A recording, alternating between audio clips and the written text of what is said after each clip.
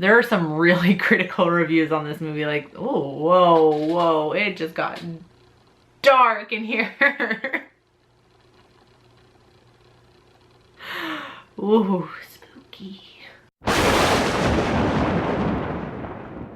Hey there, creepy peeps, and welcome to another movie review. Today I'm going to be talking about the movie Crimson Peak, which is the new, not horror, but gothic romance movie directed by Guillermo del Toro, who also directed Pan's Labyrinth. If any of you have seen that, or if any of you haven't seen that, is what I was trying to say, go watch that one, because that one's really, really good. And it very much looks like Crimson Peak. I think they kind of look alike in style, which I like because both movies are very, very pretty to look at. Okay, so keeping the synopsis short, or the summary short, Crimson Peak is about an inspiring author, Edith, played by Mia Wawa something, you know, I can't say last name, so I'm not even gonna attempt hers. She plays Edith, an aspiring author who is, I don't want to say seduced, but she falls in love basically with this penniless Englishman slash aspiring like inventor or businessman, I guess. They don't really go into much detail. Well, they do kind of go into detail, but they don't really say, what am I trying to get at? In the movie, he's called a baronet, but he's like, I don't know, he has this machine and something with like the red clay at Crimson Peak and blah, blah, blah. Not as important as the fact that this man, Thomas Sharp, is played by Tom Hiddleston, who, like this movie, is also very nice to look at. But Tom Hiddleston plays Thomas Sharp, who also falls in love with Edith in return, and after Edith's father tragically dies, murdered, she is whisked away to England with her new husband, Thomas Sharp, and his sister, Lucille, played by Jessica Chastain. And yeah, creepy things ensue. So again, if you have seen Pan's Labyrinth, also directed by Del Toro, you will notice some similarities, I guess, in his style of horror, I guess. He really, really likes long hallways, I think. There is something quite scary about being at one end of a long hallway and then something else terrifying that is coming at you down that long hallway, either quickly or slowly. There's something quite scary about that, and he does enjoy those long hallways. There are a lot of long hallways in Crimson Peak, and a lot of ghosts do their like little popping and locking and crawling and screaming thing down the hallways, which is pretty scary. I really like the ghosts in Crimson Peak. They're different, I guess. They're all like, they're very obviously CGI, like when you see it, very, very obviously CGI, but they're all like, what's the word I'm looking for? They're all like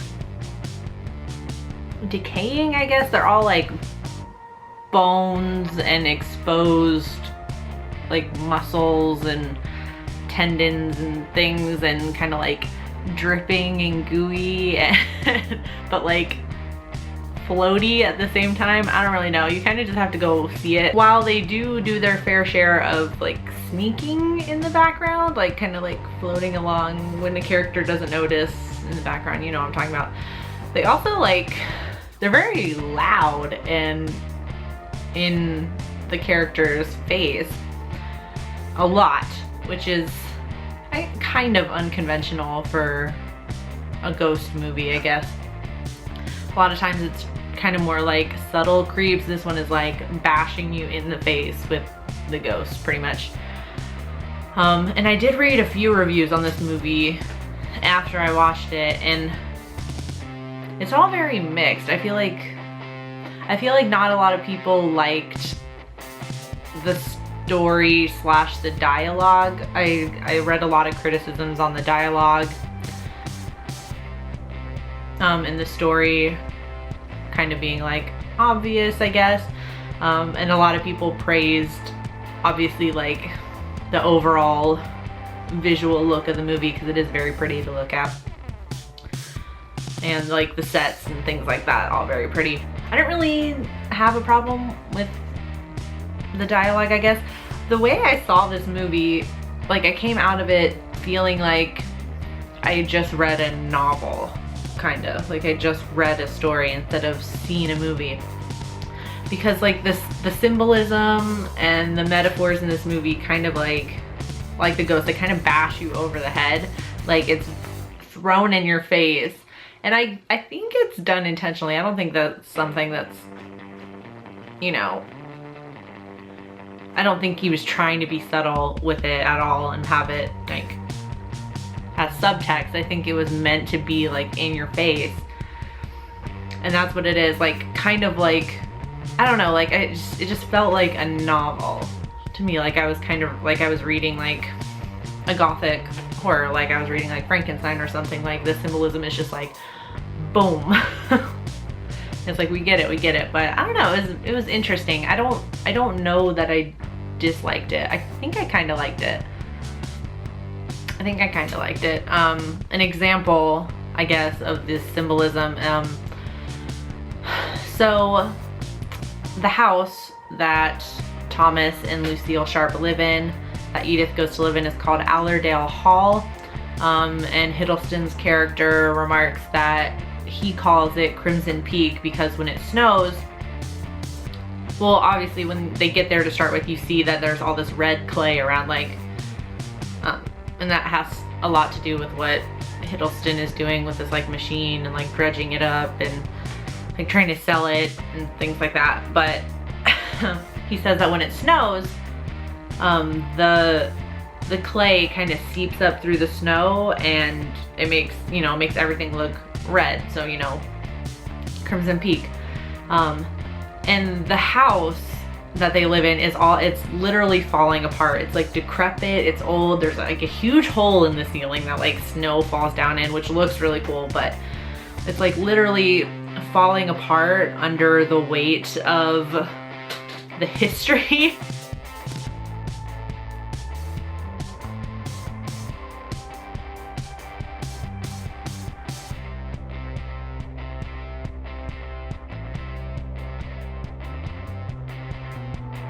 Because as I'm about to spoil, Thomas and Lucille are not,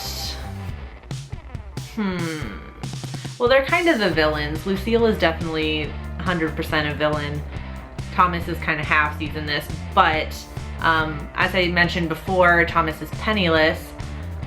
So Edith starts to uncover their past a little bit, and the countless women that, not countless, but the number of women that Thomas has married and who have mysteriously died. Obviously, they're killing them for their money.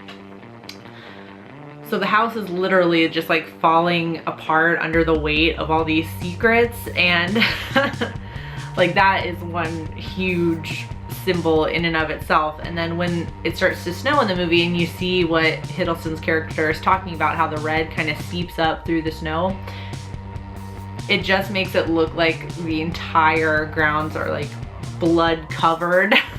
So it's even like going even further into that metaphor. It's like not only is the house just like falling apart under the weight of all these secrets, there's just like, it's just a bloody history. Like literally the grounds are blood covered.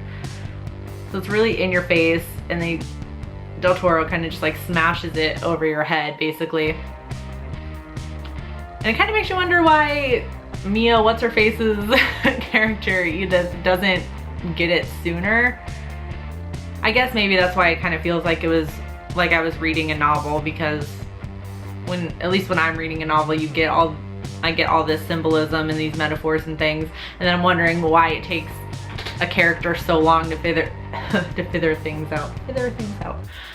Why it takes a character so long to figure things out when everything is so obvious to me. That's what it kind of felt like. I was wondering why it was taking Edith so long to uncover this history when literally it was like right in front of her face. A few other things I read in reviews about the movie is how the twist in the movie is kind of predictable. I mean, I guess it is. I didn't exactly see it coming, but I had an inkling just from watching Lucille and Thomas's relationship in the movie.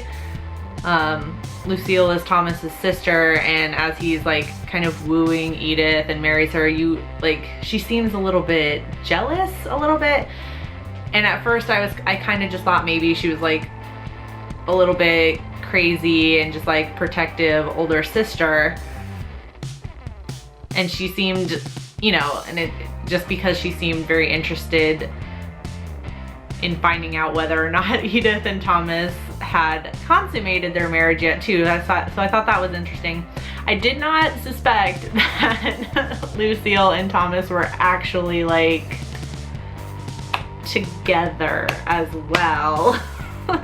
That one, I didn't see it coming. Like all the reviews I read that said they pretty much saw that one coming. I didn't see it coming exactly in that way. So when that's revealed, I'm kind of like, oh. So that's why I said Thomas is kind of like a half-seas villain, because he actually does come to love Edith, but he also loves his sister, who is like full on in love with her little brother, but she's a little like cuckoo. She's a little cray-cray.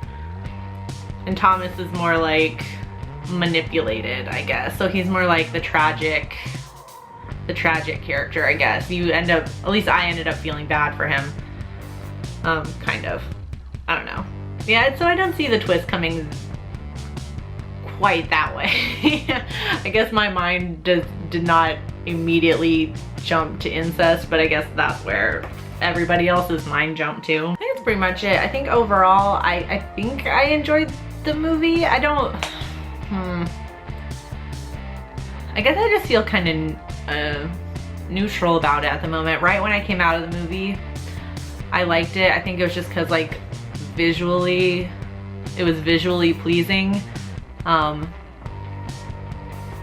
I enjoyed watching that, and I enjoyed looking at the sets and the costumes and all of that. So I think when I came out of it, I really enjoyed it. But right now I'm just kind of like neutral on it, I guess. So I don't necessarily agree with all those like super critical reviews on the movie, but I don't know. I'm just neutral on it. I would go watch it. Everyone just go watch it and then come back and let me know what you thought about it. Or if you've already seen it, let me know what you thought about it. I want to hear some other opinions floating around down there, because I'm still about it. Not even like that makes me sound like I kind of don't like it, but I did like it. I don't know. We're just gonna end this video here. If you did enjoy it, please give it a thumbs up, and feel free to subscribe to the channel if you'd like to see more of my face and hear more of my voice. And thank you if you are subscribed already. And until next time, stay strange. Bye!